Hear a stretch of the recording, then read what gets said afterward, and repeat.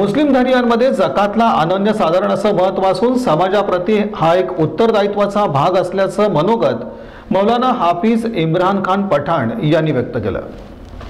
रमजानमध्ये जकातला अनन्यसाधारण असं महत्त्व असून पुण्याचं आणि समाज हितोपयोगी त्याचप्रमाणे ऋणानुबंध वाढवण्यासह मोठी मदत होते असे विचार मौलाना हाफिज इम्रान खान पठाण यांनी मांडले। गोरगरिबांना मदत करून त्यांना आर्थिक स्थिरता द्यावी हा जकातचा मुख्य उद्देश आहे असं ते म्हणाले। मौलाना हाफिज इम्रान खान पठाण यांनी जकात अदा करण्यासह विविध अनुषंगिक विषयावर प्रकाशझोत टाकून वैचारिक मंथन घडवलं। कुरान पाक में अल्लाह रब्बुल इज़्ज़त ने जहाँ पर रमज़ान मुबारक की अहमियत और हक़ानियत को बयान फरमाया और साथ ही साथ अल्लाह तबारक व तआला ने रमज़ान में रोज़े तरावी, वहाँ पर एक अहम फरीज़ा ये भी है जो कुरान करीम की सूरह तौबा की आयत मुबारक में अल्लाह करीम ने इरशाद फरमाया, खुज़ मिन अम्वालिहिम सदक़तन तुतहिरुहुम व तुज़क्किहिम बिहा।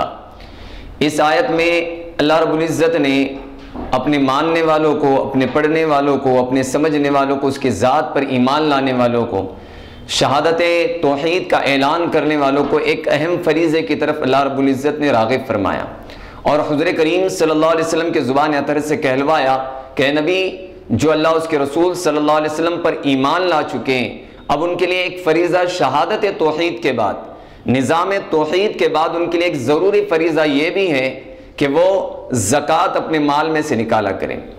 आप देखेंगे कि ज़कात एक ऐसा रुकन है कि जब हम नमाज को सोसाइटी के सिस्टम बना लेते हैं, इसका निज़ाम को कायम कर देते हैं, तो नमाज के फ़ौरन बाद फौरी तौर पर जो है ज़कात का निज़ाम आता है। कुरान करीम में 82 जगह ऐसी है जहाँ पर नमाज और ज़कात दोनों का एक जगह जो है बयान आया है।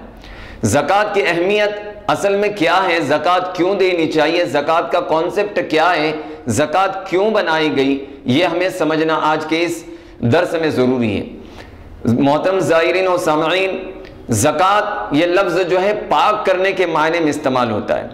ज़कात की हकीकत ये है कि अल्लाह रब्बुल इज़्ज़त ने अगर किसी को माल और दौलत से नवाजा है, उसको सरमाया दिया है, उसके अंदर बहुत सारा निसाब उसे अता फरमाया है, तो अब उस बंदे को यह हुक्म है कि वह अपने माल की ज़कात निकाले और वो निकाल कर जो है दूसरों को दे। अब बंदे के जहन में ये सवाल पैदा होता है कि माल मैं कमा रहा हूँ, मेहनत मैं कर रहा हूँ, तो अब मैं इसे किसी निकाल कर दूसरे को क्यों दूँ। तो वहाँ पर उसकी इस बात की वो शहादत पेश करता है, वो बंदा ये गुमान बताता है कि मैं अपने अल्लाह के फरमान पर अपनी हर चीज़ लुटाने के लिए और कुर्बान करने के लिए तैयार हूँ।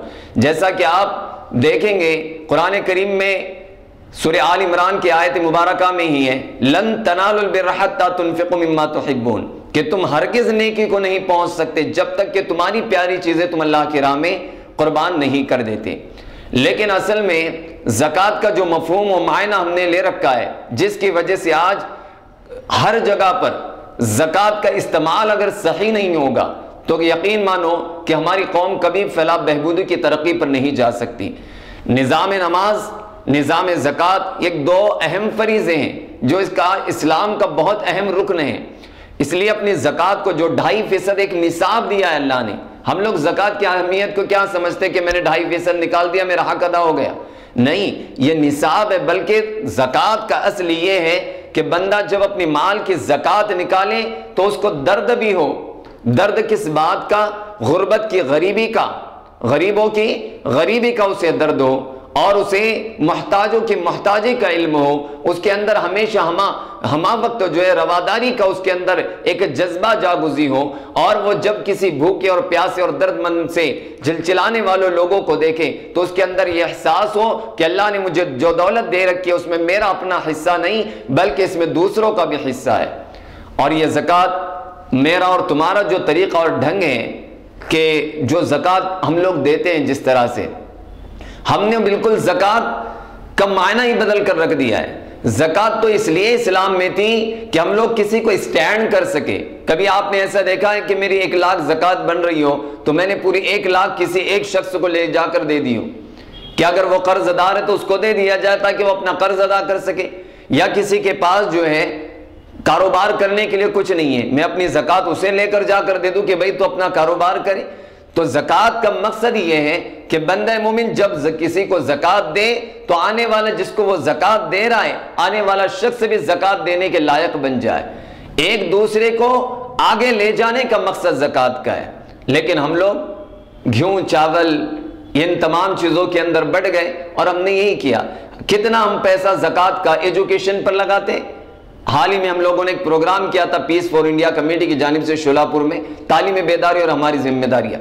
तो उसके अंदर हमने यही बताया कि अपनी ज़कात का इस्तेमाल अपने बच्चों के एजुकेशन पर लगाया जाए, अपने बच्चों की उन्नति की राह पर लगाया जाए। कितने हमारे मोहल्ले में बच्चे ऐसे होंगे जिनके माँ बाप नहीं होंगे, उन बच्चों पर अपनी ज़कात के माल को खर्च करे। फिर देखे वो बच्चे जब आगे चलकर कुछ बनेंगे तो उनके अंदर भी कौम की हमदर्दी होगी, वो एक दूसरे के लिए तड़प का जज्बा रखने वाले होंगे और इससे तुम्हारी और हमारी कौम तरक्की कर सकती है। तो ज़कात का मफहूम और ज़कात का असल क्या है?